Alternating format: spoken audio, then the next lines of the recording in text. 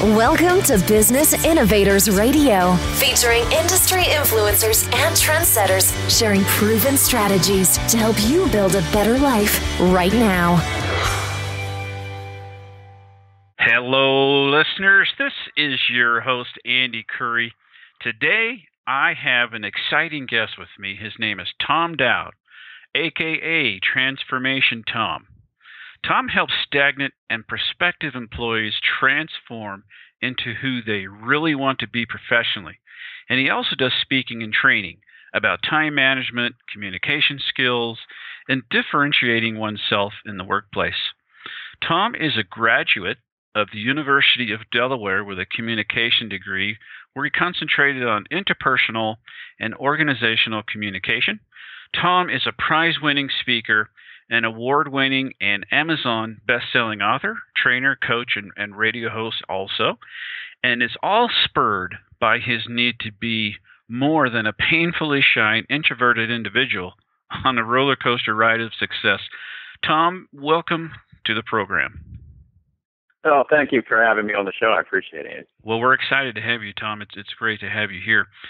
Let's just dive in and let's talk about the people you help. Now, I know you're very good at helping corporate employers and employees and such, so let's talk about that.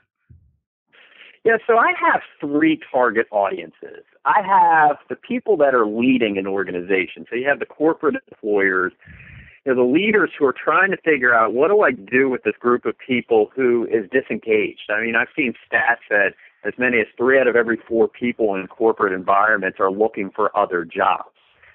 And happy employees make happy customers, and it all comes down to, how do I get this group of people that are starting to become disengaged to become re-engaged? And you get re-engaged by giving people the opportunity to develop themselves. So I do an awful lot of work with corporate employers and leaders.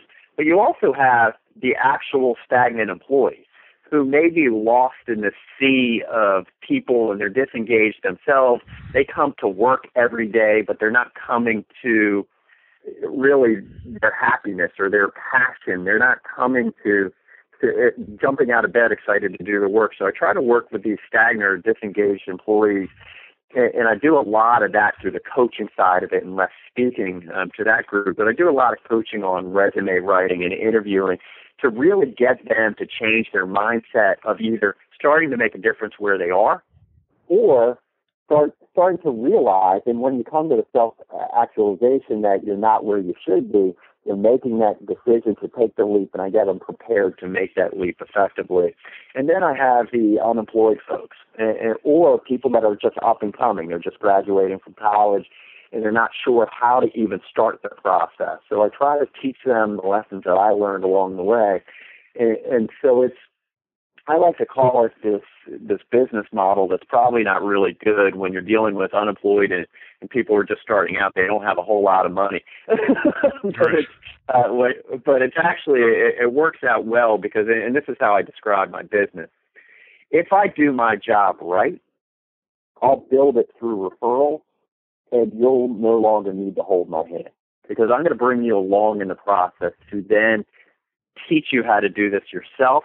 And then you go off confidently. And that's a lot of what I do, in addition to teaching communication skills. And I really teach people confidence and to build their confidence to be able to say, I can do this.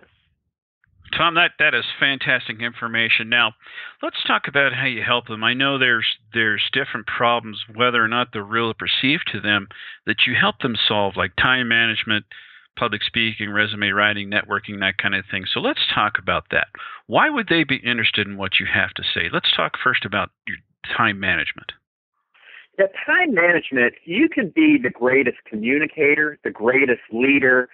People will want to follow you, but unless you can manage your time well, you're not going to be able to do it all. And especially if you're trying to start your own business or you're trying to maneuver through the complexity of a large organization, if you can't balance working with people, meaning your peers or your managers or people who work for you, your direct reports, and balance that with your administrative responsibilities, and everybody has them, if you can't do that well, you're going to be caught up in either missing deadlines or losing out on opportunities for people who are a little bit more productive and efficient.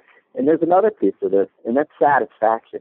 If you're coming to work every day and you're leaving stressed, it's going to hurt your health and it's going to hurt you personally. And you've got to be able to balance your work with your life. And I try to teach people how to create that nice balance that you can actually do it all. And it comes through building the right routines, having the right strategy, because I teach time management as a strategy. So instead of managing minutes and seconds and how do I get to that meeting on time, I manage looking out and teaching people how to strategically build their day, week, and their month and year out. So they're looking at it from a different perspective than just a watch. Public speaking, business communication. Let's talk about that for a moment. Yeah, when it comes to public speaking, I always get a chuckle when I talk to people because I try to get their assessment on how they think of themselves as a public speaker. And you end up getting this group of people. You get the spectrum. You get the people who are so fearful, they say, you know what, I don't even need to worry about it because I'm just going to avoid it. And I'm not going to put myself in a position where I have to talk to people. And then you get the other side of the spectrum of people who say, really, I'm a really excellent public speaker. And they don't realize how much they have to improve. And it's an ongoing process. Yeah, I've talked to professional speakers that are polished and can have an economy of words and know how to move an audience. And they're still getting coaches. Even professional tennis players are still getting coaching, and the professional baseball players have hitting coaches. You still need people to work and refine your communication. And what I found a lot of times with the lower side of the spectrum, the people who are trying to avoid it, you can't. When you are having a one-on-one with your boss, that's public speaking. When you're trying to have a tough conversation with one of your kids, that's public speaking.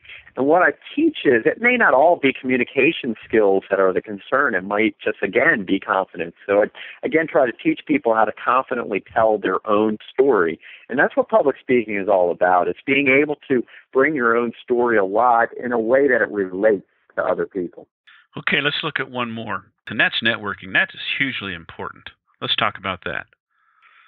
Yeah, it gets really interesting. I've read some great books on networking, and there are some good ones out there by Adam Grant and Keith Ferrazzi. Keith Ferrazzi's book, Never Eat Alone, is a good one. And a lot of the target audience are for people who are looking to whip out their business card and to go to these networking sessions. And I actually move away from that side of it because I think that's more on the salesy parts of the network to build your business. I teach people how to build relationships in a sense that's going to benefit you and that other person. And you build this network by building a routine to do it. And it doesn't just mean it's a one-time event. You meet with someone and you're done. It means building enough of a relationship that when they need you or you need them, you can do it. And I meet with someone once a month, people I don't know, and I try to teach that type of routine. And the key point is, to quote one of Keith Ferrazzi's lines, is build it before you need it. You know, all of a sudden you're going to be in a situation where you may have lost your job. You may be in a situation where you're trying to change your brand. And all this comes about when you can then turn to someone within your already established network and do something about it to make it productive for you and that other person.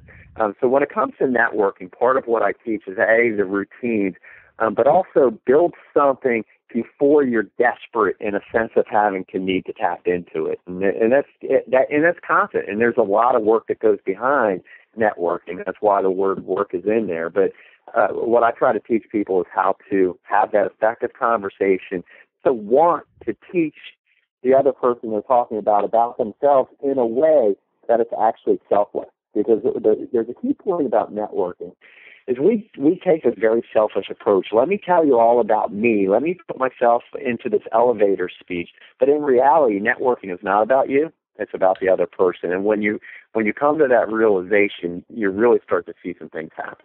I know that well. As far as it's about the other person, have you ever had a conversation with someone and you're both insisting about knowing about the other person? I'm glad you said that because you still have to have an elevator speech. Sure. But the elevator speech comes about when you have the appropriate preparation and presentation. And the preparation means that you've done enough of your homework. You're not just going into this thing blind and asking questions all about them. You do have to give an elevator speech, but it should be targeted. Targeted in the sense of are you trying to increase your sales? Are you just trying to get to know the person? Are you job seeking? Whatever it may be. And that way you can start targeting your questions and focus them on the other person. And then you just have a real life conversation. Now, that's what it's all about. It's about getting it to the point where you can have a real life conversation. And you can have some fun with it as well and say, okay, enough about me, let's talk about you. And you both may end up getting a good chuckle out of it. One of the first real networking sessions that I had many, many years ago, this guy knew I was a consummate learner, and I kept trying to talk about him. And he said, Tom, when are you going to get your master's? And I gave him every excuse in the book about why I didn't want to do it. And I said to him, so what are you going to do? And he said, well, I don't know, maybe I'll teach myself Spanish. And it became our thing. So over the years, we built this relationship. And the first thing we say is, he says, how's your master's going? And I say, how's your Spanish? And we get a good chuckle. And then you talk about the real things. Because after the first networking session, you're beyond the introductions. And now you're talking about deeper conversations that can develop you. So you want to ask conversations that you've built. Networking is about building trust and building respect. Nowhere in there did I say, oh, you have to increase your sales or you're increasing business. If you build trust and respect through appropriate networking and relationship building, your business will grow, your relationships will grow, and the good things will happen when you have the right relationships. And that's what it's all about. Let's talk about how you solve their problems. Tell us about your magic, your expert ability. Let's talk about that. Yeah, I have an expert ability in making a lot of mistakes. and so that's what I try to teach people is most of my lessons aren't coming out of books. It's not academic. It's about lessons learned. And over time, we all learn our own lessons. It took me a long time to figure it out. It took 20 years on this roller coaster ride of a career before it finally hit me on the things that I needed to work on. And so I teach people the importance of self-awareness because it took me 20 years to come to this awareness of who I was. And that is, I was painfully shy. I was introverted. I was defensive. I was pessimistic. And by being self-aware and realizing that's not going to get me anywhere, all of a sudden it turned me into, I was more friendly, I was more personable, and this wasn't overnight, but this self-awareness, I started to change my attitude. And that's what I try to teach people is you have to figure out who you are. I can hold your hand and pull you along this route, but if you're not willing to go about it yourself, if you're not willing to look yourself in the mirror, you're not going to get very far. So I teach people that they need to know themselves, and that comes about through a lot of things. And that comes about by getting a coach, by getting a mentor, being a mentor, teaching your lessons and learning to be vulnerable, to admit your mistakes. And once you start to admit them and stop hiding them, you start to fix them. And then I teach people how to believe that they can make a difference. A lot of people don't have the confidence that they can make a difference wherever they are. And so they just come to work every single day. I teach people that you need to believe that you're adding value to the organization, that you're making a difference, that you are a piece of the success of the organization that you're in. And until you believe that, you're not going to take the third part of that, and that's the action. And because professional transformation is not possible unless you take the action. And I'll give you a perfect example. Being painfully shy and introverted, I was a communication major in college because I thought I needed to work on my communication skills. Well, I didn't do a whole lot about it. I was told I needed to improve them for 20 years in my performance appraisals and everything else, saying, Tom, you don't know how to communicate. You're not a good listener. You're not very clear and concise. And I joined Toastmasters International. I decided to take the plunge, and I figured I had to take some type of action to do something about it. And Toastmasters, I like to say, changed the course of my life and career. And for those that are not aware of what Toastmasters is, it's an organization worldwide that has 313,000 people looking to improve their communication and leadership skills. And it changed my outlook because I realized it wasn't my communication skills that needed to be refined. They needed to be polished, but it was my confidence level. And it gave me an awful lot of confidence. But if I never took that leap to go to my first Toastmasters meeting, I would still be complaining that I'm not getting the opportunities or promotions that I want. It takes action, and it takes your ability to look to improve yourself and develop yourself on a regular basis. That's when your true success comes in. And I teach people about self-awareness, belief, and action. And the proof comes when, I told you my clientele is a group of people that have no money. But in reality, my success comes when I get referrals and recommendations. That's when I know I'm doing my job right. And I try to, when it comes to marketing of my brand, there was a lot of cold calling to begin with, but then it starts rolling in when people start coming back to you. I got a call just the other day from someone that said, hey, someone said you are the guy to write my resume for me. And that's what it's all about. That's how you build your true base. Your true customer base comes about when you're getting real referrals and recommendations, not just people that are clicking off 5 stars because you ask them to, but because they're coming to you unsolicited. And that means that you're starting to become a true force. And in my business of coaching and speaking and consulting, referrals and recommendations are it. That's where you know that you're really starting to make a difference. And nothing makes me happier than having someone say you're coming highly recommended, because that means hopefully I'm doing the right thing.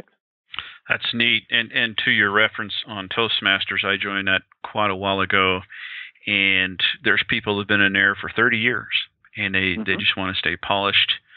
It's a neat program. It is a good confidence builder. Teaches you how to communicate. It's a fantastic deal. Now, as far as popular misconceptions, almost every product, every service has those, and I know you've got some. Let's talk about those so that we can just once and for all put those to bed.